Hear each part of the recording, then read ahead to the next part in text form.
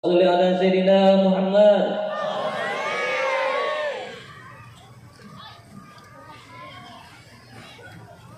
Bismillahirrahmanirrahim. Assalamualaikum warahmatullahi wabarakatuh.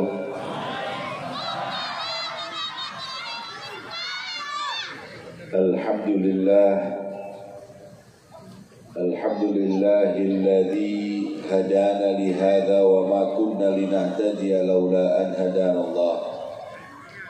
Allahumma salli wa sallim ala sayyidina Muhammadin miftahi babi rahmatillah adada ma fi ilmillah salatan wa salaman daimaini bidawami mulkillah wa ala alihi wa sahbihi wa man walah. Wala hawla wala quwwata illa billah, amma ba'd. Subhanaka la ilma lana illa ma 'allamtana innaka antal alimul hakim. Rabbi shrah li sadri wa yassir li amri wahlul 'uqdatam min lisani yafqahu qawli. Amin ya rabbal. Yang saya muliakan dan saya hormati segenap para ulama, para habaib, para kiai, para tokoh masyarakat, para pejabat pemerintah yang hadir. Wabil khusus kepada beliau Al-Habib Abdullah bin Muhammad bin Tahir hafizahullah wa ra'ah, Al-Habib Abdul Qadir bin Ahmad Maula Jabilah, dan segenap para habaib yang lain. Yang saya muliakan dan saya hormati jajaran takmir Masjid Riyadhus Shalihin yang insya Allah diberi istiqomah oleh Allah memakmurkan masjid, tempat yang paling dimuliakan dan dicintai oleh Allah Subhanahu wa ta'ala. Para hadirin dan hadirat, kaum muslimin dan muslimat yang dirahmati oleh Allah Subhanahu wa ta'ala. Alhamdulillah, malam ini kita masuk di bulan yang mulia, yaitu bulan Rajab.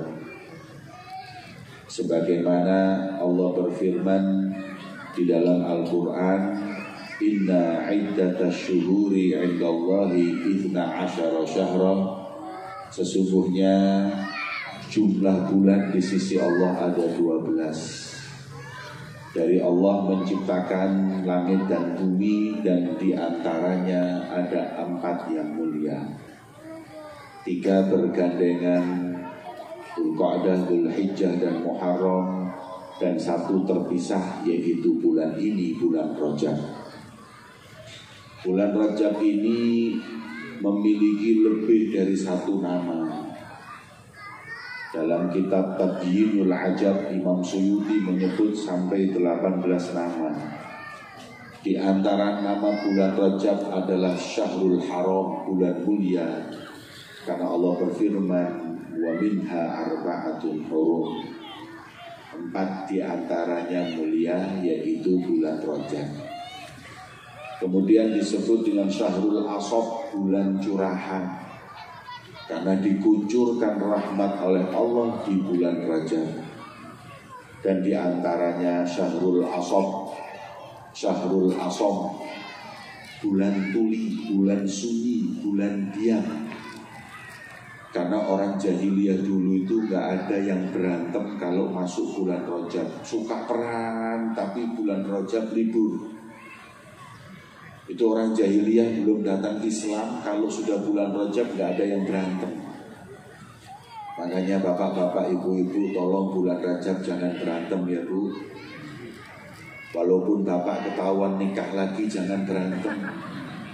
Nanti bulan Syaban kiamat gak apa-apa. Bulan sunyi, bulan damai, maka itu gak boleh berantem, gak boleh saling caci untuk kemuliaan bulan Rajab. Juga disebut dengan Syahrul Rajam, bulan dilemparinya syaitan, dirajam syaitan. Karena syaitan di bulan ini terbirit-birit lari.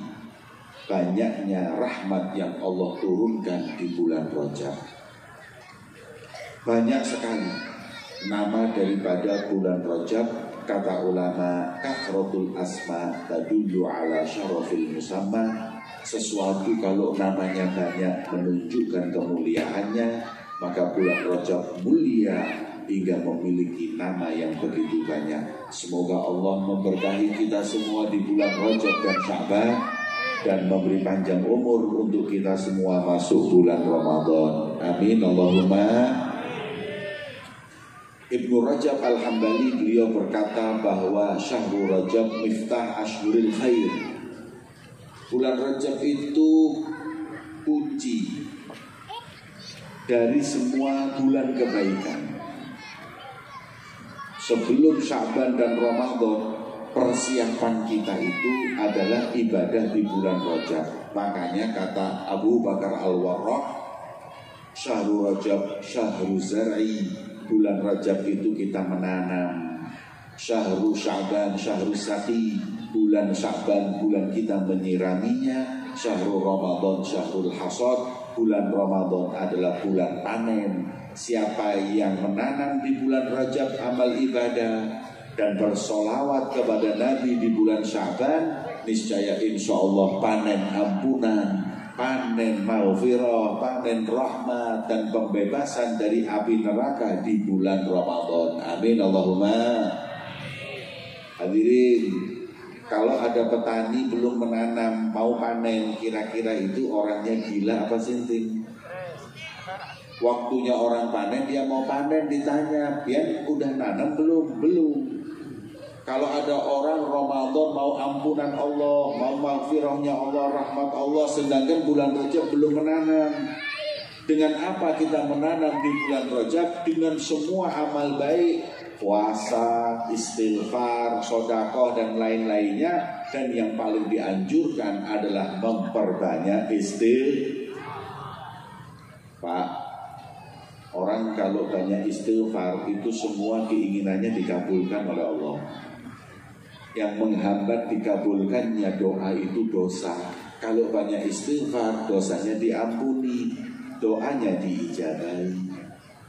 Ada orang datang ke Sayyidina Umar, "Wahai Umar, tanah saya kering kerontang kemarau, pengen hujan, apa yang mesti kita lakukan?" Banyak-banyak istighfar. Kemudian ada lagi yang datang, "Assalamualaikum." "Waalaikumsalam, wahai Amirul Mukminin Umar, saya ini rezekinya seret, pengen lancar, apa yang harus saya lakukan?" Istighfar, banyak-banyak istighfar.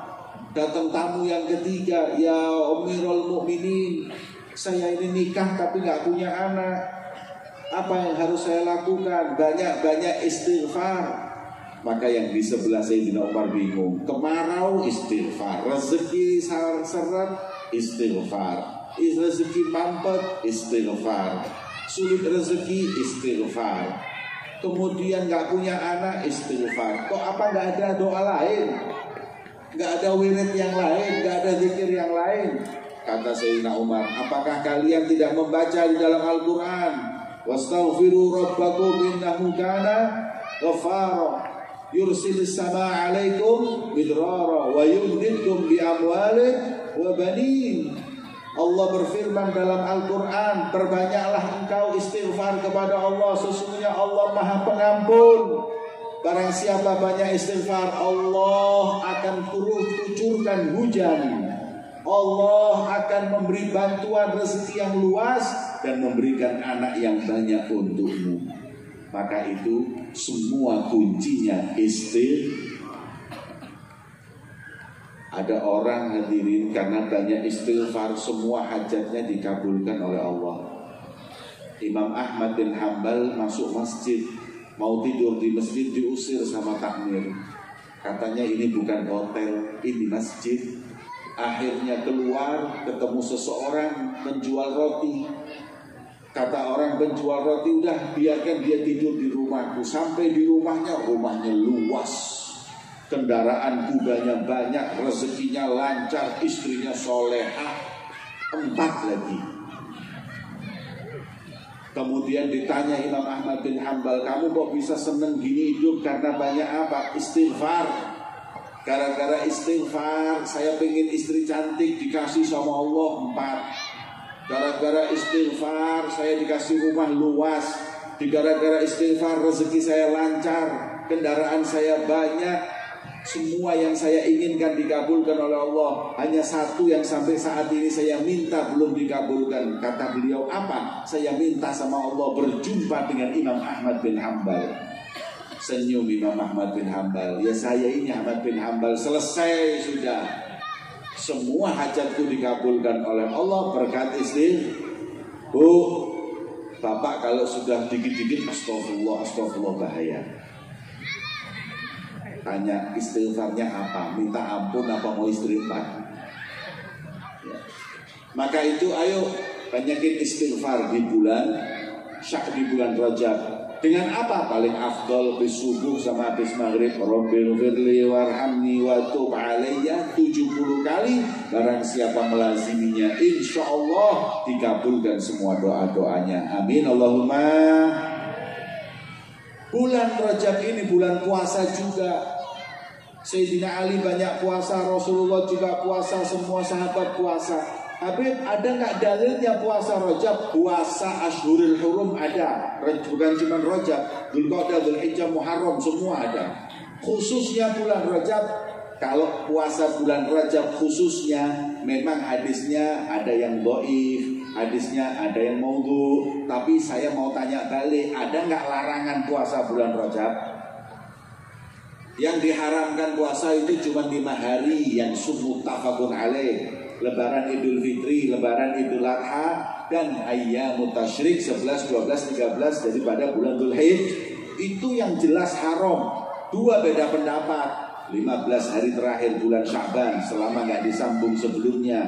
Kemudian Yaum Syak, hari diragukan Ramadan atau tidak. Ini dalam Syafi'i nggak boleh. Jadi pun kalau itu diharamkan jadi 7. Selain itu, kapanpun kita puasa, hukumnya sun. Maka itu banyakin ibadah, dan di antara ibadah adalah puasa di bulan Rajab. Semoga Allah mengabulkan puasa kita semuanya. Amin Allahumma. Amin Allahumma amin. Hadirin yang dimuliakan oleh Allah Subhanahu wa ta'ala. Di bulan Rajab ini juga ada malam yang mulia, yaitu malam 27 Rajab. Malam apa hadirin? Halo? Malam apa? Tahun baru. Malam 27 Rajab, malam apa? Isra Mi'raj. Makanya kita ini sekarang kumpul di sini untuk peringatan malam Isra dan Mi'raj. Isra Mi'raj tanggal 27 Rajab. Akhir di bulan ini Nabi melaksanakan peringatan Isra dan Mi'raj, atau Nabi melakukan Isra dan Mi'raj. Malam ini mulia karena malam yang paling mulia buat Nabi adalah malam pertemuannya dengan Allah. Kalau buat kita umatnya, malam yang mulia malam apa? Malam Maulid Nabi. Lahirnya Rasulullah malam paling mulia buat umatnya. Buat Rasulullah malam paling mulia adalah malam Isra dan Mi'raj. Buat anak muda malam Minggu hadirin. Kira-kira malam tahun baru sama Isra Mi'raj rame mana? Masya Allah. Anak-anak kita nggak kenal malam Isra Mi'raj, nggak kenal malam Maulid, nggak kenal malam Nisfu Sya'ban. Yang kenal malam Minggu, malam tahun baru. Itu malam paling berkesan. Kalau sudah malam Minggu, sore sudah mandi wangi. Malam tahun baru, Masya Allah, bulan Oktober udah nabung buat tahun baruan. Tapi kalau malam Maulid Nabi, malam Isra Mi'raj, nggak ada yang nabung, nggak ada persiapan. Masya Allah, kadang-kadang mandi pun datang juga hadir majelis. Pak, kemana malam mulia itu di hati anak-anak kita, Pak? Kalau buat saya pribadi, malam paling mulia adalah malam pertama. Kita ini subhanallah, malam dimuliakan Allah dan nabinya nggak kita muliakan.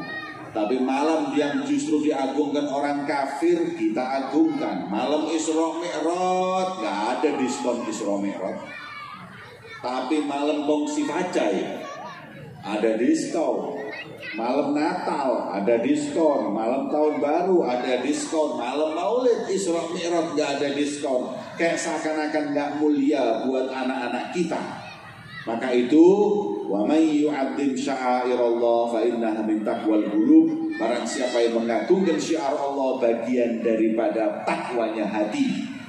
Ayo agungkan malam-malam mulia sebagaimana peringatan Isra Mi'raj yang dilaksanakan Masjid Riyadhus Shalihin malam ini, bagian daripada takwal qulub, takwanya hati untuk mengagungkan malam yang mulia di sisi Allah Subhanahu. Di malam Isra Mi'raj mengajarkan kepada kita banyak hal. Kata ulama, yang pertama, malam Isra dan Mi'rajnya Nabi Muhammad ini ada pelajaran. Pelajaran demi pelajaran ilmu. Di malam Isra Mi'raj ini ada mahabbah, kecintaan kepada Allah Subhanahu wa ta'ala. Di malam Isra Mi'raj ini ada bukti keagungan Nabi kita Muhammad sallallahu alaihi wasallam. Yang pertama, bukti keagungannya Nabi Muhammad adalah satu-satunya Nabi yang berjumpa dengan Allah ketika hidup, hanya beliau junjungan Nabi besar Muhammad. Nabi Musa minta berkali-kali gak dikasih sama Allah. Tapi Rasulullah gak minta, tapi langsung diajak, dipanggil, diundang untuk berjumpa dengan Allah Subhanahu. Inilah kemuliaan keagungan Nabi kita Muhammad. Kemudian malam ini ada pelajaran. Apa pelajarannya? Pelajarannya adalah malam ini mengajarkan kepada kita amal-amal orang yang soleh dan amal-amal orang yang dimurkai oleh Allah Subhanahu wa ta'ala. Hadirin, Rasulullah pas Isra Mi'raj itu dipertontonkan surga dan neraka. Pas Nabi itu lihat surga, dilihat kebanyakan penghuni surga orang miskin. Jadi kuota penghuni surga terbanyak itu orang miskin. Orang kaya-kaya, bos-bos itu dikit. Makanya kalau ada bos itu sombong, bilang aja, maaf Pak, Anda minoritas, Anda sedikit di surga, kami lebih banyak.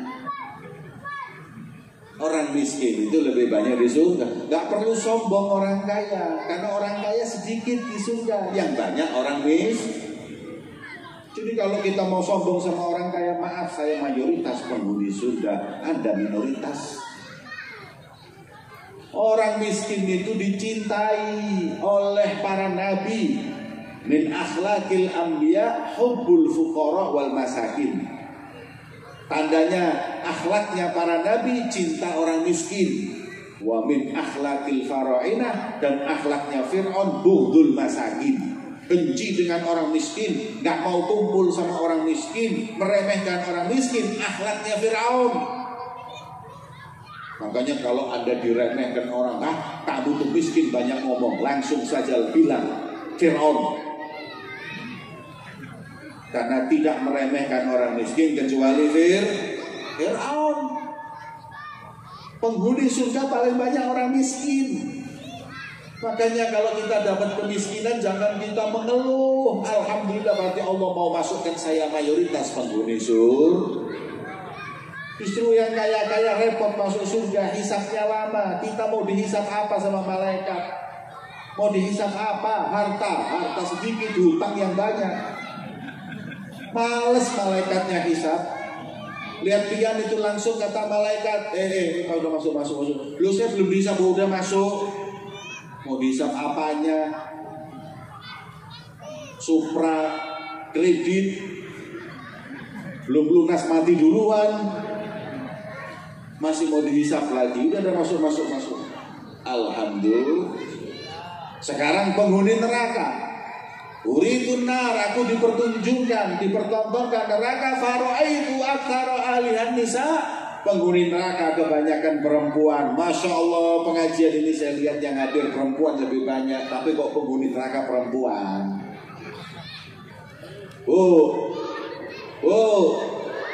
Kok penghuni neraka banyaknya perempuan, padahal yang hadir majelis banyak yang laki-laki, perempuan daripada laki-laki. Tapi kenapa? Li'annahunna yakfurnal ashir. Karena mereka kebanyakan kafir. Mereka kafir yakfurna din, enggak.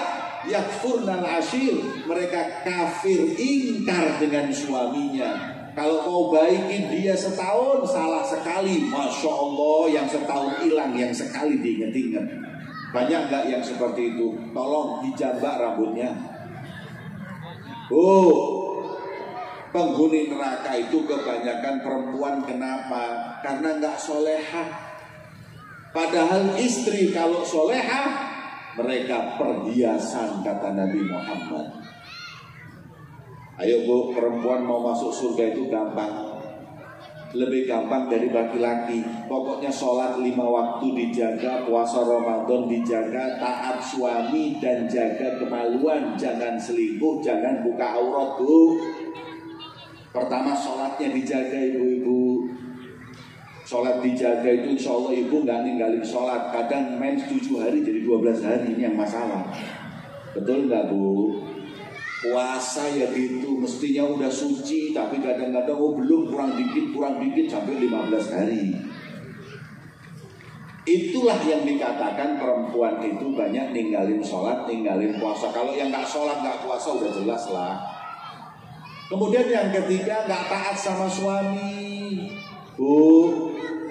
Taatlah kepada suami. Katanya Nabi Muhammad, sholat pian itu sebanyak apapun, tapi kalau buat marah suami, maka semua sholatnya nggak diterima. La turfa sholatuhum fawqa ru'usihim shibra. Sejengkal aja pahalanya nggak diangkat. Siapa? Mereka perempuan. Imra'atun batat wa zawjuha anha sakit. Perempuan yang tidur dalam keadaan membuat murka, sakit hati suami. Cobalah lihat Rasulullah. Rasulullah begitu cinta kepada Khadijah sampai Isra Mi'raj ini sebabnya adalah karena istrinya meninggal. Nabi sedih. Nabi itu sedih, dihibur oleh Allah Isra Mi'raj. Kenapa? Istrinya meninggal. Pak, yang kalau istrinya meninggal sedih apa bahagia? Bu, pian itu penghuni surga atau neraka ulun bisa tahu. Kok bisa dia? Kalau pian meninggal, ulun tinggal lihat wajah suami pian. Kalau nangis, sedih, berarti pian 99,9% penghuni surga. Kenapa? Karena perpisahan itu berat karena solehahnya pian. Tapi kalau pian meninggal, wajahnya suami berseri-seri, penghuni neraka pian.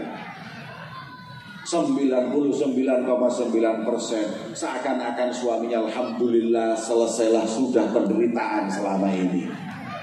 Emang pian ini nikah sama preman apa? Khadijah mengorbankan hartanya, mengorbankan jiwanya untuk Nabi Muhammad.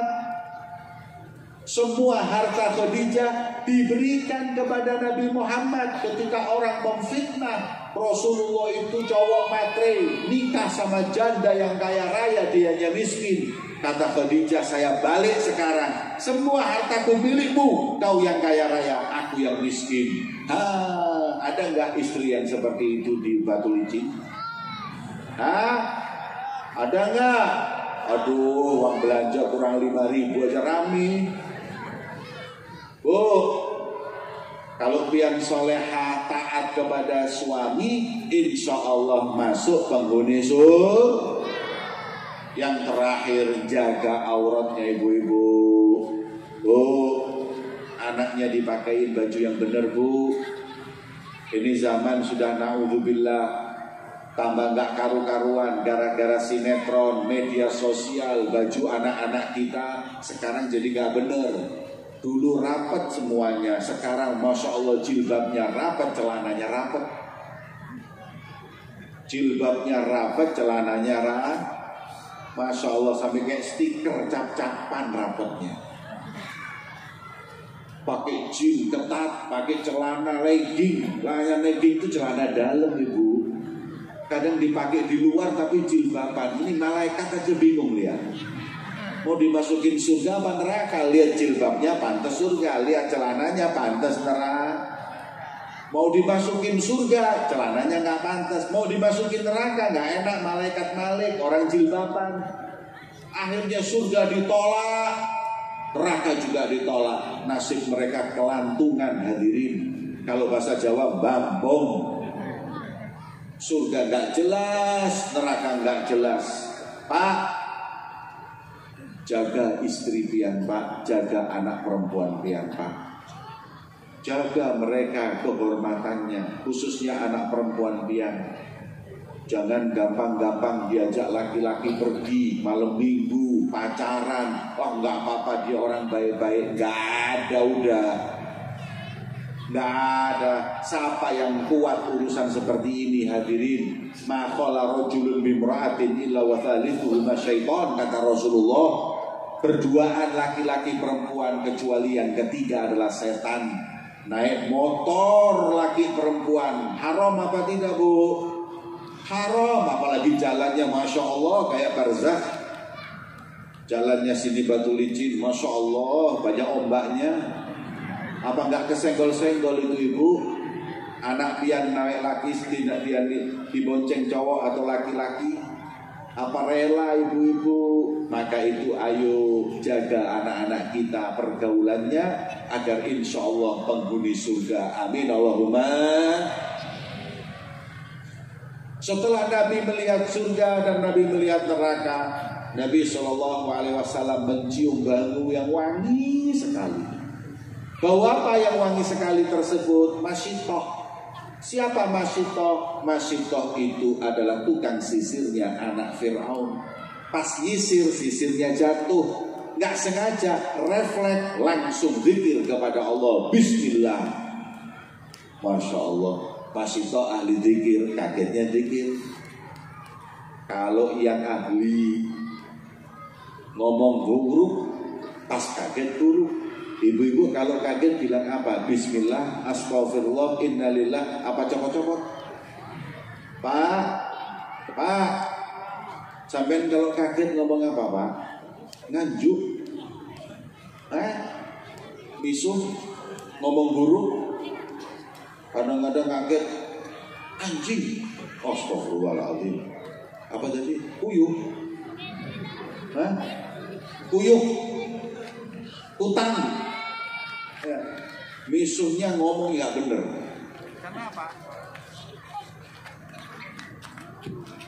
Kenapa? Karena kebiasaan ngomong buruk, nggak pernah zikir. Masyitoh biasa ngomong zikir, akhirnya kaget pun Masyitoh ngomong Bismillah, anak Fir'aun kaget. Awalaki Rabbun ghairu abi, kau punya Tuhan selain ayahku? Ya, Tuhanku Allah. Saya laporkan. Monggo silahkan. Lapor dipanggil. Masyitoh, kau punya Tuhan selain aku? Rabbi wa rabbukallah, Tuhanku Tuhanmu adalah Allah. Masyitoh, kamu nekat. Panggil suaminya, panggil anaknya. Siapkan tembaga yang dibakar sampai mencair. Masukkan, goreng suami dan anaknya di depan matanya. Suami digoreng. Nangis Masyitoh, ya Allah, suami tercinta dibakar. Suami kena minyak goreng aja kita nggak tega, apalagi dibakar. Gimana? Tetap Rabbi wa rabbukallah, Tuhanku Tuhanmu adalah Allah. Anak laki-lakinya dibakar, nangis Masyitoh. Tapi ya udahlah, itu memang sudah takdirnya. Sampai ketiga anak umur 2 bulan yang masih menyusui mau dibakar, nggak tega Masyitoh. Mau mengundurkan diri, mau bilang ya udah kau Tuhanku, tapi hatinya tetap Allah. Tapi kata bayi tadi itu dengan keagungan Allah ngomong kepada Masyitoh, Ummi khoi wala tataqa'asi. Wahai ibu, jangan putus asa. Wahai ibu yang tabah, fa innaki alal haq, kau dalam kebenaran. Langsung Masyitoh besar hati. Rabbi wa rabbukallah, Tuhanku Tuhanmu adalah Allah. Digoreng anaknya. Terakhir Masyitoh digoreng supaya menyembah Fir'aun, nggak mau, tetap dia menyembah Allah, keempat-empatnya digoreng. Pak, suami digoreng, anak digoreng, tetap Islam. Kalau kita sekarang nggak usah suami digoreng, Indomie digoreng, murtad. Betul apa betul? Beras saja murtad, gratis sekolah murtad, kecantol cowok yang cakep murtad, kecantol cewek yang cantik murtad, nikah beda agama murtad. Innalillah. Kemana iman para wanita muslimah saat ini? Jauh dari masyitoh. Masyitoh apapun dia korbankan demi Allah, demi menyembah Allah subhanahu wa ta'ala. Nah kita ini kadang-kadang harta lebih mahal daripada agama Allah. Kadang anak nggak diwasiati, nak kalau aku mati tetaplah sembah Allah. Itu kayak gitu tuh nabi-nabi dan rasul dulu. Ini enggak, nak kalau saya sampai mati tolong sawah jangan dijual. La haula wala quwwata illa billah. Mikirin mati, mikirin sawah sampai mati. Kita terlalu cinta dengan dunia, akhirnya agama kita kesampingkan. Kita mesti belajar dengan masyitoh, tetap Islam, tetap iman sampai kiamat. Amin Allahumma. Titip ini, saya titip. Tolong anak-anak kalau maghrib, kalau isya, sering-sering diingatkan, nah di dunia ini paling mahal adalah keyakinanmu, agamamu. Tetaplah kau dalam keadaan muslim sampai kau mati. Wala tamutunna illa wa antum muslimun. Itulah yang selalu diingatkan para nabi dan rasul untuk anak-anaknya, bukan dunia. Itu belajar dari masyitoh. Masyitoh perempuan tegar memegang agama Allah. Anak biar hati-hati bu ya. Media sosial bahaya. Kenal cowok cakep, suruh keluar dari agama. Kadang-kadang dinikahin orang yang muslim tapi gak sholat, gak bener akidahnya. Tolong ibu jangan. Mahal akidah itu lebih mahal dari segalanya. Semoga Allah memberikan kita semua yang hadir husnul khatimah. Amin Allahumma. Nabi Muhammad SAW meneruskan perjalanannya setelah melihat masyitoh. Rasul SAW melihat, subhanallah, ada orang di sebelah kanannya daging segar, daging matang tinggal dimakan, yang satu mentah dan busuk yang dipilih dan dimakan. Pak, piring sate anget, yang satu piring daging busuk, yang dimakan mana Pak? Sate Pak. Tapi ini yang dimakan yang busuk. Kaget Rasulullah, ini siapa umatmu? Loh kenapa? Umatmu ada nikah milih zina, ada nikah milih pacaran, ada istrinya yang halal milih jajan, ada suaminya yang halal milih selingkuh. Ini umatmu ini mengherankan. Ada yang halal di rumahnya cari yang haram, berzina. Na'udzubillah min. Hati-hati loh. Jangan gampangin perzinaan, membuat orang miskin dan melarat, penyakit merajalela. Ini adalah dari dampaknya orang melakukan perzinaan. Loh, perzinaan itu dikira apa langsung zina? Gak ada. Zina itu pasti ada sebabnya. Apa sebabnya? Ini media sosial, handphone. Kata ulama, nadrotun, pertama pandang-pandangan. Post fotonya itu. Ibu-ibu kadang-kadang anak-anaknya Masya Allah punya Instagram, punya Facebook, tiap hari ngepost fotonya pakai kamera 360, wajah sudah kayak Madonna, aslinya kayak Mak Lampir. Oh, Masya Allah, diedit wajah itu. Kalau mau cerah pakai wudhu, bukan diedit. Aplikasi edit juga 8 macam. Wajah mau dicantikin, mau dibungasin, nanti dulu. Kalau mau indah wajah, tanyalah wudhu dan ibadah kepada Allah subhanahu Nadratun, hati-hati anak-anak kita, jangan sering-sering post foto. Kalaupun post foto jangan membuka aurat, jangan berdandan. Kemudian wabtisamatun, sudah mulai senyum-senyuman, like. Wabtisamatun fasalamun di DM, assalamualaikum, pian dari mana? Ulun dari Batu Licin, masya Allah. Kemudian kenalan, fasalamun fakalamun, panjang lebar, punya nomor telepon enggak? Telepon, ngomong kalamun. Famau'idun, bosen yuk, ketemuan yuk. Kapan? Nanti malam jam berapa? Jam 2 di mana? Kuburan Cina. Udah mulai ketemuan, fanadrutu waliqa'u fazina.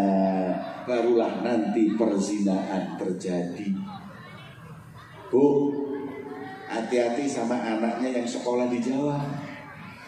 Pak, jangan merasa aman anak pian perawan mau sekolah di Jawa, kemudian pian bawa, ya udah nggak apa-apa sekolah tos. Pak, sensus di Malang membuktikan dari 100 para wanita yang diwawancarai, lebih dari 30 sudah nggak perawan. Lebih dari 30%. Sisanya 40% lebih nggak sampai zina, tapi sudah semuanya tubuhnya dinikmati. Kemudian sisa 20% sedikit sudah dicium, 10% yang masih aman. Makanya hati-hati nyekolahin anak ke Jawa, jaga anak perempuannya, jangan sampai naudzubillah kenal laki-laki yang nggak benar. Apa yang terjadi beberapa saat lalu di Malang, di Batu? Orang Kalimantan kuliah di Malang, orang tuanya bangga, anaknya di mana? Di Malang kuliah, universitas ini. Udah, malam-malam mereka naik gunung, naik mobil, pesta miras. Pulangnya mereka mabuk 7 orang, 1 orang perempuan telanjang di mobil. Mobilnya turun, masya Allah, mencium dengan ciuman mesra dengan pohon beringin. Akhirnya 7 orang semua tewas, mati. Orang tuanya malu, bahkan jasadnya dihadiahkan ke rumah sakit. Udah ambil aja buat percobaan. Jangan, hati-hati anak perempuan dijaga. Boleh kalau mau sekolah di Jawa asal di pondok pesantren. Kalau masuk pondok pesantren aman. Tapi pondok pesantren juga nggak aman. Banyak pelecehan seksual. Pondok pesantren berapa? Pelecehan seksual berapa? Memang media membesar-besarkan karena takut orang masuk pesantren. Coba saya mau tanya, peristiwa kiai atau habib atau ustadz atau guru melecehkan perempuan ada berapa? 10 kasus? 20, anggap 100 kasus dari lebih dari 500.000 pesantren. Sedikit. Di kampus pelecehan seksual lebih banyak. Jangankan ngitung seluruh universitas, satu universitas pelecehan seksual udah lebih dari 100 sendiri. Tapi kenapa pada diam? Gak ada misi. Kalau pesantren dibesar-besarkan supaya anak pian nggak masuk pesantren, takut kalau agama atau takut kalau negara ini banyak orang-orang agamis, orang-orang yang agamanya kuat-kuat seperti pian. Maka daripada itu, bapak-bapak, ibu-ibu, hati-hati anak-anak kita. Jangan sekali-kali kita biarkan dia itu pacaran. Nggak apa-apa pacaran biasa. Enggak. Namanya pacaran di bahasa Arab kan ta'aruf supaya halal. Tetap namanya ta'aruf itu pacaran, dan itu juga gak diridhoi oleh Allah Subhanahu. Tuh, kalau nikah halal. Makanya anak-anak pian yang sudah waktunya nikah jangan dihambat. 21, 22 minta nikah, bismillah. Tapi kerjanya masih pas-pasan. Nikah itu memperlancar rezeki. Makanya pian itu kalau rezekinya kurang lancar, nggak usah ke dukun, nikah aja. Habib, iya, kata Rasulullah itu tapi suruh skopi nikah. Cari rezeki dengan nikah. Anak pian 21, 22 rezekinya masih kurang lancar, nikahkan insya Allah lancar. Habib sudah saya nikahkan tapi belum lancar, nikahkan lagi. Bu, yang namanya pernikahan itu membawa rezeki, Pak. Istrimu itu bawa rezeki, Pak. Makanya yang halus kalau ngomong. Yang bawa rezeki jangan dibentak-bentak. Orang bawa rezeki bawa berkah kok dibentak. Jangan. Makanya orang-orang ini kalau kepingin rezekinya lancar, gak usah pelihara tuyul, pelihara istri aja. Karena istri itu kata Nabi SAW membawa rezeki. Ya, nikah bawa rezeki. Perzinahan membawa kesengsaraan batin dan dohir. Na'udzubillah min dzalik. Nikah, Masya Allah. Kadang orang-orang tua takut anaknya nikah, pacaran gak takut. Yang halal ditakutin, yang haram malah justru gak ditakutin. Udah kamu pacaran dulu aja, jangan keburu-buru nikah. Innalillahi wa inna ilaihi raji'un. Maka itu kata Nabi, yang enak kita makan, yang bau kita tinggalkan, yang zina kita tinggalkan, yang nikah halal kita lakukan, insya Allah senang dunia akhirat. Amin Allahumma. Lewat lagi Rasulullah SAW melihat sekelompok kaum, di mana kelompok kaum tersebut ada sapi keluar dari lubang. Kemudian sapi tersebut sudah keluar nggak bisa masuk. Bingung Rasulullah, ini kenapa sapi keluar dari lubang kecil tapi nggak bisa masuk kembali? Itu ibarat dari lisan. Umatmu itu kalau ngomong nggak dipikir, ngomong dulu. Padahal yang banyak masukkan orang ke neraka adalah lisan. Makanya Rasul mengatakan, barang siapa yang menjaga lisan dan kemaluannya, aku jamin masuk surga. Alhamdulillah. Bu, jangan suka ghibah ya Bu. Jangan suka fitnah ya Bu. Pak, ngomong yang baik. Lisan ini Pak gak bertulang, tapi akibatnya besar di sisi Allah Subhanahu. Bu, pian nganterin anak Bu ke TPI, anak ngaji cuma 1 lembar, ibu-ibu ghibah 3 juz. Bu, kalau nyebut orang itu ghibah, penyakit. Kalau nyebut Allah itu obat. Perbanyaklah zikir sama Allah. Subhanallah, walhamdulillah, wa la ilaha illallah, wallahu akbar, astagfirullah, astagfirullah. Bawa tasbih kemana-mana Bu. Pak, banyakin zikir. Jangan kemana-mana bawa handphone, bawa rokok. Kapan zikirnya? Rubah dengan tasbih supaya lisan kita terjaga dari hal-hal yang diharamkan oleh Allah Subhanahu wa ta'ala. Ayo hadirin, ini jaga lisan. Lu kalau udah keluar gak bisa dimasukin lagi di lisan. Bu, kalau bapak sudah ngomong kamu saya cerai, gak bisa lagi dirujuk. Tetap jatuh talak. Tapi saya tadi itu marah, tapi saya tadi itu gak sengaja, saya tadi itu bercanda. Tetap. Makanya jangan main-main sama lisan ini.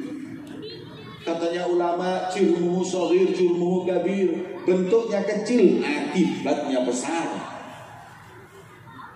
Makanya gunakan lisan kita dengan yang baik-baik. Kalamul layyin, senyum Pak, senyum Pak. Lisan dipakai senyum, lisan dipakai perkataan yang baik. Rasulullah itu orang yang paling banyak senyum. Umat Islam harus banyak senyum. Nabi Muhammad cemberut sekali ditegur 1 surat, bukan 1 ayat. Surat Abasa itu teguran Allah buat Nabi Muhammad karena cemberut. Makanya Alhamdulillah Al-Quran turun buat Nabi Muhammad cuma 1 surat, teguran cemberut. Kalau Quran turun buat pian, Masya Allah 13-30 juz semuanya surat Abasa. Teguran, kenapa? Dulu nama pian Masya Allah repot senyum, apalagi juga bulan tua, tanggal tua. Ya Allah, sulit mau senyum. Senyum itu sedekah. La tahqiranna minal ma'rufi syai'an walau antal qa akhak biwajhi talq. Jangan kau remehkan.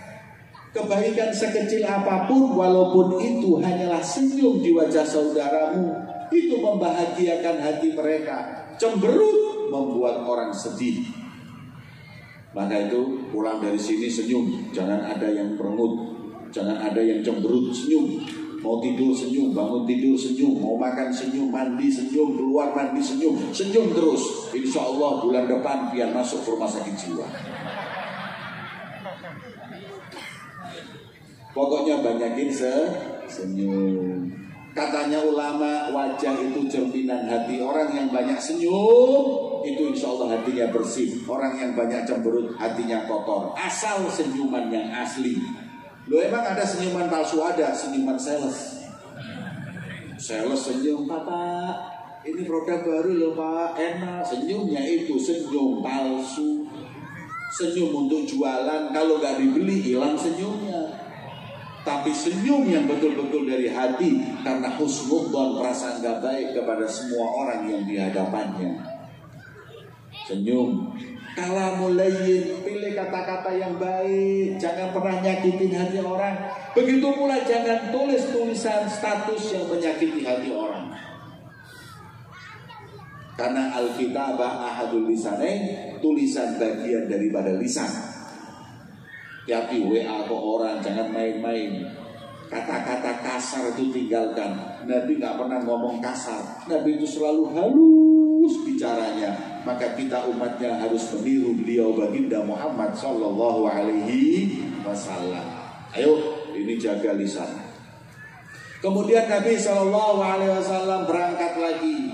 Sampailah Nabi Muhammad ke Masjidil Aqsa, sholat di sana. Semua nabi dan para malaikat turun sholat di belakang Rasulullah. Setelah itu Rasulullah mulai dinaikkan oleh Allah Mi'raj.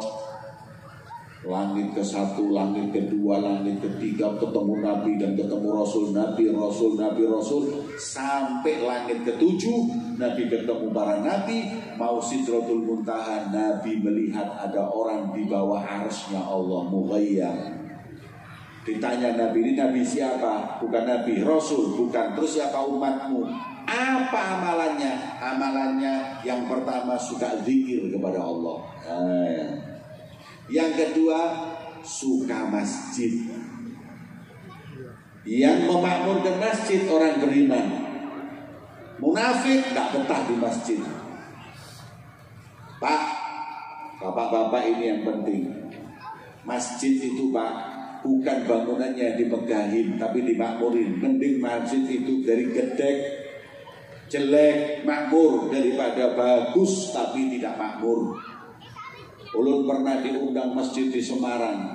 Harganya masjidnya 700 miliar. Ulun mikir kalau itu dibelikan bakso, tsunami Batu Licin ini. 700 miliar hadirin. Saya dengar Masjid Al-Falah, saya pernah ngisi di sini, itu cuma 160 miliar. Ini 700, kalau tidak 600 apa 700. Ulun sholat subuh, habis ngisi ceramah sholat subuh, Masya Allah, 7 orang yang hadir. 700 miliar bangunnya. Berat hadirin. Umat Islam bangun masjidnya bagus-bagusan tapi nggak ada isinya. Ulun pernah juga sholat di masjid di Madura. Naik mobil turun pas wudhu, komat, Allahu Akbar, Allahu Akbar, Syadullah. Ulun cepet-cepet masuk masjid, subhanallah, cuman ada yang komat itu sendiri. Ulun sholat di belakangnya, nggak taunya dia jadi imam juga. Setelah jadi imam, ulun marah. Kenapa nggak nungguin ulun kok langsung main komat? Dia butuh saya sebagai jamaah satu-satunya. Mestinya dia nunggu, ini enggak, kayak orang nggak butuh, orang nggak perlu. Akhirnya ya udahlah, sholat yang penting di belakangnya, sendiri saya berdiri. Kok subhanallah imamnya ngomong gini, tahu luruskan sofnya. Mau diluruskan sama siapa? Ulun sendiri. Emang ulun miring apa? Ya udah nggak apa-apa, ini udah marah double lagi, ditambah lagi, rapatkan, rapat kemana? Akhirnya ulun maju, ulun rapatin, akhirnya satu mihrab berdua. Sholat sudah nggak khusyuk.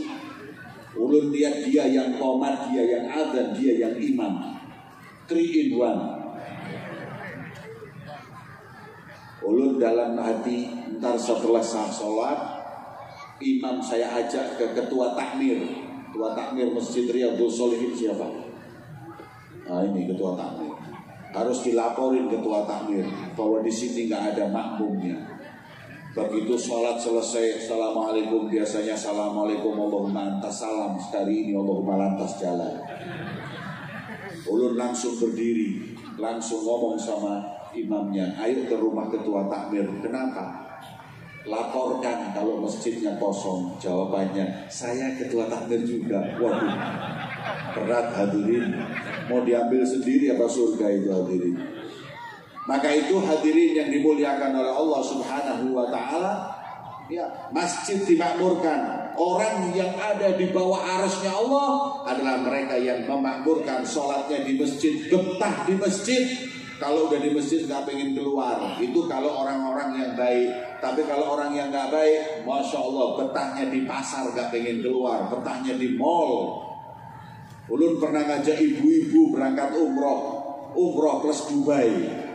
Sampai di Dubai, mampir Dubai Mall terbesar di dunia. Ibu-ibu sholat maghrib sampai isya aja nggak kuat nunggu di Masjidil Haram pas umroh. Begitu waktunya pulang sampai di Dubai, Masya Allah, jam 10 pagi dibuka mall, masuk jam 10 malam belum keluar. 12 jam iktikaf di mall. Kuat, tapi kalau di masjid kadang kuat. Orang mukmin itu orang yang kuat di masjid. Idza ra'aitum man lazamal masjid fashhadu lahu bil iman. Au man i'tadal masjid. Kalau kau lihat orang yang istiqomah di masjid, itu pasti orang mukmin. Tapi kalau ada orang anti masjid, pasti orang munafik. Ayo Pak, sholat di masjid Pak. Ntar kalau pian gak ada sholat di situ, ada orang-orang yang PJMM yang sholat. Tahu PJMM? Persatuan Jenggot Morat Marit. Ntar datang ke situ dikowin, masjidnya diambil, baru ribut, baru berantem. Kenapa? Kitanya nggak sholat. Ayo sholat di masjid, pengajian di masjid, makmurkan masjid. Sholat yang pertama, yang kedua pengajian, sholawat, yang ketiga bersihnya masjid juga nomor 1 penting karena itu rumah Allah. Pokoknya kalau orang hadirin suka masjid, itu insya Allah kedudukannya tinggi di sisi Allah. Yang terakhir, man lam yastasibba walidayh. Ini umatmu yang tak pernah mencaci maki orang tuanya. Ini orang dari umatmu yang tidak pernah meminta orang tuanya dicaci. Kan semua orang, ada orang yang minta orang tuanya dicaci maki. Gimana mencaci maki orang tua orang hingga akhirnya orang tuanya dicaci maki? Pian mungkin nggak mau mencaci maki bapak sendiri, nggak mungkin. Tapi kalau pian caci maki bapak orang, bapak pian dicaci maki. Pian jangan caci maki agama orang, agama pian dicaci maki. Makanya Allah dalam Al-Quran mengatakan apa? La tasubbu, jangan kau mencaci maki man yad'u bi ghairillah, orang yang berdoa, beribadah kepada selain Allah, orang kafir. Kenapa? Mereka akan caci maki Tuhanmu. Jadi kadang kalau kita itu marah-marah, dicaci maki, kadang-kadang kita nggak sadar kita pernah caci maki mereka. Khususnya masalah orang tua, bapak-bapak hati-hati. Jangan caci maki bapak orang, nanti bapak kita dicaci maki. Gak boleh caci maki orang tua, gak boleh suku. Kamu orang Madura, kamu orang Jawa, kamu orang Melayu. Ini adalah orang yang pengen untuk dicaci maki. Kamu orang Dayak. Akhirnya, kenapa kalau Dayak? Kamu orang Madura, caci maki. Gara-gara nyaci dicaci. Makanya hati-hati, jangan suka mencaci. Begitu Rasulullah melihat ini umat yang tinggi kedudukannya, ahli zikir, ahli masjid, ahli menjaga lisan, tidak pernah mencaci maki. Baiklah Rasulullah sampai Sidratul Muntaha berjumpa dengan Allah, dapat perintah sholat 50 waktu. Turun ketemu Nabi Musa, kata Nabi Musa, mana kuat umatmu? Umatku yang ahli ibadah aja nggak kuat, apalagi umatmu. minta kekurangan, datang lagi, ya Allah kurangin 45, kurangin 40. Datang Nabi Musa, katanya Nabi Musa balik sampai dari 50 ke 5. Yang kelima masih lagi kata Nabi Musa, balik Muhammad, minta lagi kekurangan. Rasulullah katakan, ini istahyaitu min Rabbi, saya malu sama Allah, udah berapa kali bolak-balik, udah gak apa-apa 5. Saya sampai detik ini menyesal. Kenapa Rasulullah malu hadirin? Coba enggak kan mungkin sholat cuma 2 hadirin. Setidaknya subuh itu enggak ada kan lumayan. Nabi Musa Masya Allah baik jasa beliau untuk kita umat Nabi Muhammad. Gak ada Nabi Musa sholat 50 hadirin. Makanya tahun depan Masjid Riyadhus Shalihin insya Allah buat hallnya Nabi Musa. Karena berkat beliau kita sholat cuma 5 waktu. Alhamdulillah. Turun Rasulullah sholat. Pertama kali sholat dilakukan sholat subuh. Rasulullah bilang kepada sahabat-sahabatnya, aku tadi malam diperjalankan oleh Allah ke Masjidil Aqsa, langsung gali malam kemarin. Iya, subhanallah, yang mukmin, yang kafir langsung majnun, Muhammad gila, Muhammad sinting, Muhammad gak waras, diketawain orang-orang. Ada orang yang biasa ke sana bilang, Muhammad kalau kau pernah ke sana coba sifatkan kepadaku. Apa? Berapa jendela yang ada di Masjidil Aqsa? Ketua takmir, saya mau tanya, Masjid Riyadhus Shalihin berapa jendelanya? Kagak apal. Sholat tiap hari di sana, tapi mana pernah ngitung jendela. Imamnya Masjid Riyadhus Shalihin siapa imamnya? Plus Allahu Akbar. Muadzin mana muadzin? Sidin juga.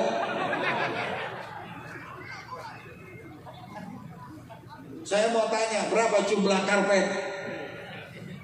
Lupa lah. Sekarang Rasulullah ditanya, berapa jumlah jendelanya, berapa karpetnya, bagaimana ininya, bagaimana satu persatu. Rasulullah menjawab, jumlahnya sekian, ininya sekian, hafal.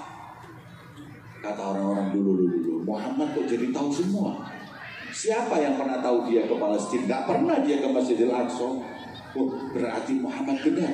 Sebagian orang beriman, sebagian orang masih nggak percaya. Saya mau tanya, pian kalau jalan ke Masjidil Aqsa, pulang balik sini, rombongan pedagang Mekah sampai di mana? Masih daerah ini. Kapan datang? Rebu. Jam berapa? Sebelum terbenamnya matahari. Apa yang terjadi ketika kau lihat ada ontanya yang kesasar?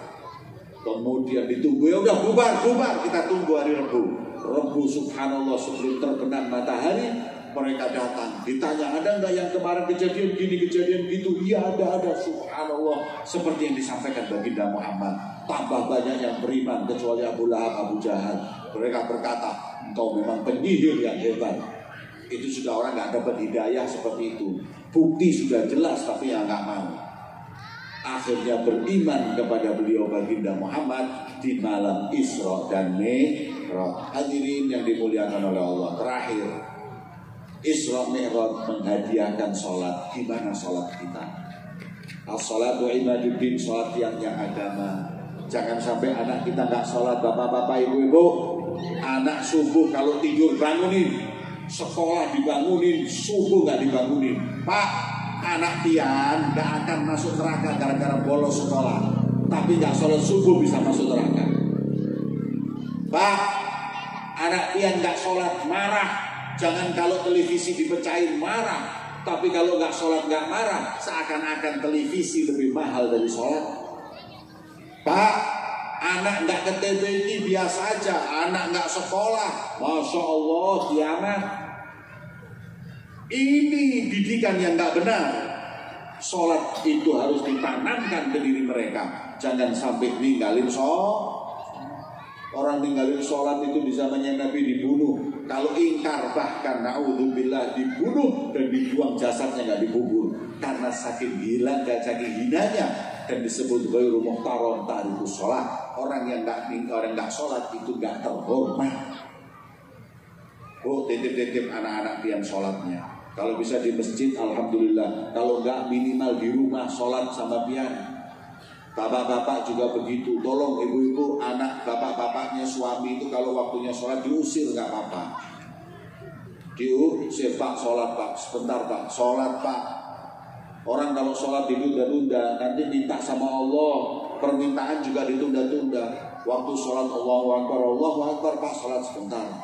Sampai 1 jam, Pak udah jam 1, sebentar. Pak udah jam 2, udah sebentar. Mau asar, kurang dikit baru sholat. Ntar kalau dia pas ada kebutuhan sama Allah, ya Rob, kabulkan hajat, kata Allah sebentar. Ya Rob itu sebentar. Ntar kalau udah kepepet, baru Allah kabulkan. Kenapa ya Rob kok gak langsung? Nah, kamu dipanggil gak langsung. Maka itu sholatlah 5 waktu, tepat pada waktunya, jamaah kalau bisa di masjid. Ini masjid sudah bagus kayak gini, Masya Allah, pintunya udah dari Madinah itu datang. Istimewa itu pintu hadirin.